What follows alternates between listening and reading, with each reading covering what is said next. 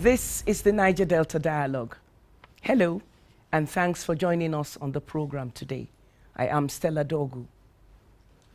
In 2016, a group of 50 leaders in the Niger Delta region came together to engage with the spate of attacks by militants on oil installations, which was crippling the Nigerian economy at that time. That was the birth of the Niger Delta Dialogue, NDD, and it has over the years evolved as a safe space for sustained discussion of issues of the oil-rich region. Today, the discussion with the support of the European Union has led to a research on insecurity that has become a major challenge in the Niger Delta region. The study focused on each of the 6 core Niger Delta states of Akwa Ibom, Bayelsa, Cross River, Delta, Edo, and Rivers. On the program today, we shall be taking a close look at the findings of the research conducted in Akwa Ibom, that is reportedly the highest oil-producing state in Nigeria. We have joining us virtually by Zoom in the studio, the chairman, Akwa Ibom Policy Advocacy Committee, Honorable Charity Ido. Before we dig into the issues, let's now watch a short documentary on the background of the research on insecurity in Akwa Ibom State and hear directly from the researchers who conducted the study.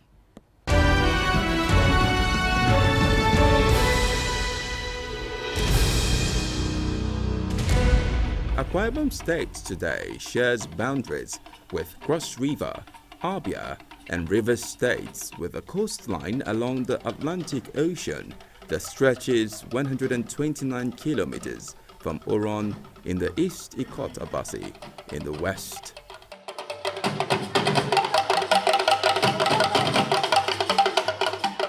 Fondly referred to as the land of the promise, Akwa Ibom State has a total landmass of approximately 6,900 square kilometers. The state has the smallest land area among the 6 called Niger Delta states, but it has the highest number of 31 local government areas, with Uyo as the state capital. Out of the 31 local government areas, however, there are oil and gas producing communities in only 7 of them. These include Ikot Abasi, Oron, Eastern Ogbolo, Ona, Eferiket, Igbono, and Eket.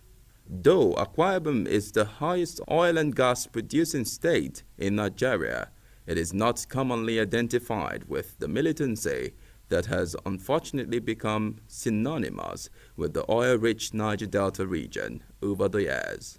The research on insecurity conducted by the Niger Delta Dialogue with funding from the European Union shows that Akwa Ibom State, however, has its own security challenges that appear to be one of the most daunting in the region.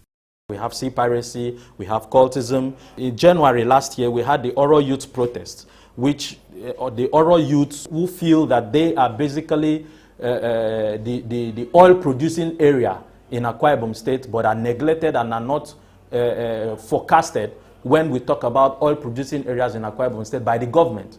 The government erased those areas from the map of oil-producing states, and this led to a serious protest. It is the COVID-19 that stopped a major insecurity outburst in Akwa Ibom State in these areas. So unemployment is a major factor, a major cause of insecurity in Akwa Ibom State. Dr. Felix Idangeset, Oyosoro, of the Department of International Relations in Obong University, Obong Utank. Etim Ekbo is the lead researcher on the NDD study in Akwa Ibom State. The research report offered along with Nelson Victor Chimezie Okene of the Department of Political Science and Administrative Studies of the University of Port Harcourt identifies that women are significantly affected by violence and insecurity in Akwa Ibom State. Cult groups and criminal gangs perpetuate rape, sexual exploitation, and forced prostitution among the female folk. There is no doubt that the widespread growth and emerging trend in courtesan and drug abuse, starting from secondary schools, must be addressed to avoid the transformation of the state into a hub for courtesan and crime. There is an issue of a critical increase of rape in Akwa Ibom State, and as you've mentioned, there's the issues of civil society organizations. The Fair Rep is doing something on that in that aspect. Girl sensitization, children sensitization, and trying to bring up these things together. So these non-governmental organizations and civil society groups are doing a whole lot, but they need access to government. They need access to the people who have to take up all these things that are being done in the grassroots and enact them either into law or enforce them. There has been an amnesty program by the Akwa Ibom state government for armed gangs and cult groups. One of the findings of the research on insecurity in the state, however, shows that the amnesty initiative has not been successful. To the researchers, this failure points to poor governance capacity, which is seen in the context of the inability of those in authority to address factors that drive insecurity. Dr. Yusoro explains further. True federalism ought to be practiced. If we are in a federal system, we ought to be in a federal system and not in a kind of opaque federal system. If Zamfara is getting economic value from national asset, which is gold, and over here, a state like Akwa Ibom cannot control the oil resources or the oil reserves, there is partiality. That is why the issue of restructuring comes to the fore. We have to restructure the country. There can be no progress without restructuring. It has been said over and over again.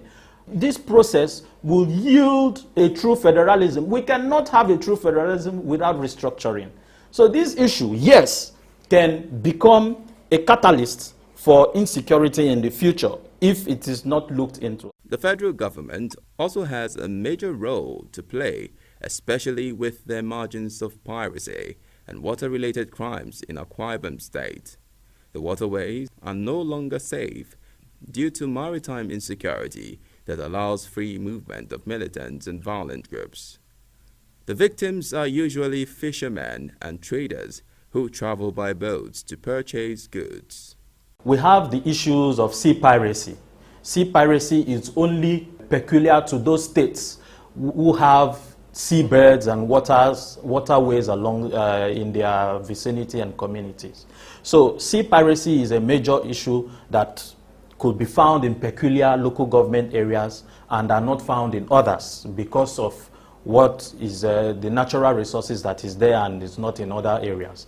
We also find that there are other issues like drug abuse and child trafficking, which are peculiar to the border areas, border local government areas of Akwa Ibom State. The government has to ascertain and draw out a map of the things and aspects that border that covers these zones and try to check what am I doing now that I'm not doing correctly. One of those things is unemployment. The youths in Akwa Ibom State are highly unemployed and underemployed. Akwa Ibom State is a land of promise that can be delivered to its estimated population of 5.8 million people, and indeed the rest of Nigeria. This will be possible when its unenviable record with unemployment is addressed to handle the major security challenges of sea piracy, courtesan, communal disputes, youth restiveness, kidnapping, destitute children, child trafficking, and drug abuse.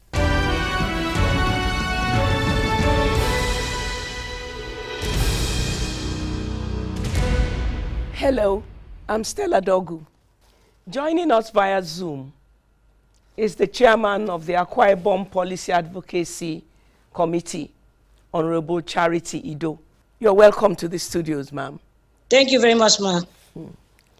One of the things that grips the attention of anybody who has read the report is that Akwa Ibom has the unenviable position of being second to none, apart from Imo State, of having the highest unemployment in the nation. Is that something that you can relate to? How did this happen? That report that we saw, the state government debunked it and said it wasn't true. Because using our own data over a year, we can say that we are not the second on the list in this country. I want to say that in Akwa Ibom State, I know there's unemployment everywhere, but we are not the second in the country. One of the things that the research also said was that with unemployment, there is this disparity between the kinds of, would I say, prestigious projects that the state has engaged in. You have your beautiful golf course. You have the wonderfully equipped stadium. You have the airport. But we don't have the industries that can engage these youths who are the perpetrators of the violence. How do you marry those two? We have the airport, just like we have said, but in this administration, this current administration that we are in, we call him Mr. Industrialization, because that's his aim, that is his own policy, that's what he has come to do. He has built about 15 industries, and the youth are gainfully employed. Just that the ones that don't want to work are the ones that are causing the problems. They will prefer to stay inside the bushes. They will prefer to stay inside their huts and be looking for how to get money where they are. They are not ready to work. Like I keep telling people that I speak with what I'm doing. Like in my own constituents, I gather them. I am from Okanafu. I gather them for skill acquisition. But even in the midst of that, some of them don't still want to work. So the state government has opened so many industries in Akwa Ibom State and has employed some of them. You know, the government cannot do it all, but the government has tried its best. And we are also seeing from our own perspective, from Policy Advocacy Committee, that is unemployment that is one of the root causes of what is happening, the insecurity we are having in the states. You've said that some people don't want to work. Some of the youths don't want to work. There's what we know about what happens in the Niger Delta region, culture of dependency. What kind of educational background would you say that the youths in Akwa Ibom have? Well, I can say that they have all sorts of educational background. Just that we are over-depending on white-collar jobs. We are just looking for some people that are graduates, they are looking for a white-collar job. But we are also advocating that we should diversify. We should also look at how to be entrepreneurs, how to acquire skills and be on your own, so that you too can be employer of labor. Unemployment leads to poverty. And one of the things that fuels the insecurity situation anywhere in the world is the question of poverty. Now we know that the research has told us that there are incidents of sea piracy, militancy, cultism, kidnappings, and a whole slew of negative behaviors that have led to the insecurity state situation that we have in Akwa Ibom. You tried to negate the first statistics that we had on unemployment. What about all these other things? Sea piracy, militancy, all of those things. How do you see them? And if you were to rank them, what kind of ranking would you give to all of these drivers of insecurity in Akwa Ibom State? From our own end, Policy Advocacy Committee, we went there ourselves and we saw it all. We heard of a young man that was shot at the middle of the sea, and we went to see the young man. And we got to discover that it's a question of people not really doing what they're supposed to do, because the Navy are supposed to be there, but we were told when we went there that their machine, whether they whatsoever they use, had issues and has not been replaced. So we are still advocating that the security agencies should do their work. But on the whole, apart from that, kidnapping, rape, issue of all these kind of vices, we are also pleading with them, because we went for an advocacy, we met with the youths, we met with the traditional rulers. We are telling them, government cannot do it alone. Let all of us be security conscious, because as it is, as of today, the government on their own part, the legislators, they brought a bill, this anti-kidnapping bill in Akwa Ibom State. We have all these things in place. But the issue now is, we ourselves, consciously, everybody, we must be our brothers and our sisters keeper. Consciously, we must make sure that we try to eradicate this from our own states. It's not one person affair. All hands must be on deck. So we are telling the government, on their own part, they have some part of the blame. The government to have some part of the blame. We also have some part of the blame. When I say we, I'm talking about the citizenry now. So we are saying that all hands must be on deck. If we must stem this insecurity issue in Akwa Ibom State, they see piracy. They are actually disturbing the Adada Sea. We went there, we saw it. It's live, it's true. We cannot dispute that. But what we are also saying is that by the time every hand is on deck, the government, the Navy, the police, to increase their effectiveness, everybody must work together to achieve what we want to achieve. The study that they carry out, we also did not stop there. We make sure that we went in the child district to confirm what they did, whether it was true or not. And we confirmed that so many of those issues were true. The issue of kidnapping, I can also say that Akwa Ibom is relatively safe, because we can sleep now with our two eyes closed. I can remember what happened in Ukarafon and Etwepo, where the governor came in and sought out the issue and grant them amnesty, without which the people of Ukarafon and Etwepo, I'm not sure they will have been able to sleep with their two eyes closed. But today, they can sleep with their two eyes closed. There is a report that came to confirm the research findings that there are cultists even in the primary schools, secondary schools, on the streets. How did you get to that situation where cultism is such a very big, rampant vice? I can say we have it in Akwa Ibom State, just like in every other state. One thing I want to say is this: when these children were in the bushes, they try to initiate these younger ones.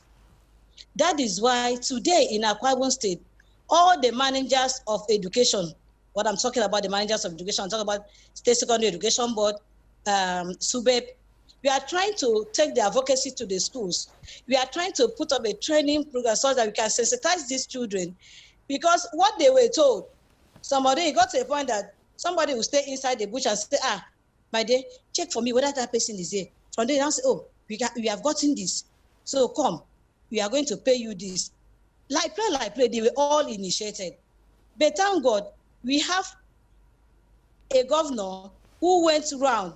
Our governor practically went around the local government to talk to them, bringing them out himself.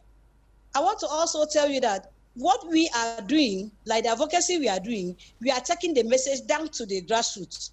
We are telling these children, like the governor signed the anti-cultism law, that if you are caught, and the judiciary are really helping us in Akwa Ibom State, because if you are caught, the law must take its due course. So what we are doing now is that we are telling them, please desist. That was why the governor went to Okanafon and Etwepo, and they said they denounced those cult groups that they belong to. Some of them were in Deba and Vikings, just like every other state. But in Akwa Ibom, what we are trying to do is that we want to have zero tolerance for cultism. That is why we are even going as far as the churches. Now the advocacy have reached the churches. The ministers, we are telling them, don't just preach prosperity, talk about salvation and how these children can be served. We are also talking to the mothers, the parents. Make sure you train up your child in the way your child should go. So by the time this PA inference will come in. They will remember what they've been taught when they were small. We hear also, yes, like you have said, that an amnesty has been provided, cultist groups have been proscribed, and from what you have said, you are trying to engage different stakeholders to make sure that you douse or you reduce to its barest minimum the incidence of cultism in Akwa Ibom, so that, like the researchers say, Akwa Ibom should not become a hub. People are also saying that these are just gimmicks, that they don't run deep enough, and that is why they have not been effective. What do you say to that? In Akwa State, like when the amnesty was granted to the people of Okanafun and Etimeku, the government promised that they will be taken to where they will learn one sort of trade or the other. But that did not come immediately. We now have to go back. But as of today, the government, in collaboration with the United European Unions, they've done the data, about data capturing. And I'm told that they've set up a center, government is building a center at Ikorodaidem, where they are going to be trained. I'm sure they will, a whole number of them will be trained there. That is for skill acquisition, one trade or the other. But what we are stressing now is that if that is not done effectively, there's that tendency that they can go back to carry their arms. So there's a need for them to be trained, in short, to be taken out of that environment, because leaving these people in the midst of human beings is another stress, because I don't know, their thinking faculty is not normal again. But with what we are looking at, the government taking them, calming them, giving them what to do, engaging them productively, I think the state will be relatively more peaceful than what it is today. We have been told that security agencies, our politicians are complicit because they use these children or these people for a season, and then there is no rehabilitation. Is that something that you have found? And how does the government or your agency deal with this kind of group of people, politicians, security agencies, who want to continue to perpetrate this issue of cultism? When we went around, when we were talking to some of the youths, they actually said that they are used and dumped. Let's put it that way. They were used during the elections and they were dumped. And I personally told some of the groups, I said, don't allow yourself to be used. If any politician wants to send anybody to the field, let them send their children. If they cannot send their children, why did they want to use you? So the advocacy we are carrying on is that as a youth, as a young person, please don't follow anybody to fight for that person with guns, with arms. If they're asking you to come and fight for them with arms, please say no. Say no to them. Let them go and use their children. That is what we are advocating now. Because by the time you are telling us you are used and dumb, who used you, who dumped you? All these senior boys, senior girls is no longer reigning. Because one day, they will even leave that office you were thinking that they will dwell there forever. And if you are not gainfully employed, you find yourself roaming the streets. One last question. The children who have been sent out of their homes for some reasons, how do you think that the government of Akwa Ibom can save these children from their families and put them on a path? I want to first of all thank you for this question, because Her Excellency, the wife of the governor of Akwa Ibom State, Dr. Mrs. Martha Odu Emmanuel, she has really done well on that aspect. Her pet project, Ferret, she has a home. They call the home Divine Children Home. These divine children are children of the vulnerables. They are children that are sent out of their houses because of one thing or the other. Some of them are being abused by their parents. She picked all of them and gathered them. I'm so happy to tell you today that one of them graduated as a barrister. She graduated as a barrister. She doesn't have a father. She doesn't have a mother. She was picked on the street. And when she was giving her testimony, she said she saw the opportunity and she grabbed it. Thank you very much, Honorable Charity Ido, for your insights on the insecurity problems that have plagued Akwa Ibom State. We are grateful. You cannot talk about Akwa Ibom and not mention the fact that the state is the highest oil producer in Nigeria today. And like insecurity was largely associated with Rivers State at the time that it maintained the status of being the highest oil producer in the country, it appears that this trend is finding its feet in Akwa Ibom State, and something urgent must be done to avoid history repeating itself. In our next edition, we shall take you to another state in the core Niger Delta region to further engage the NDD research report. Do well to join us then. I am Stella Dogu. Goodbye.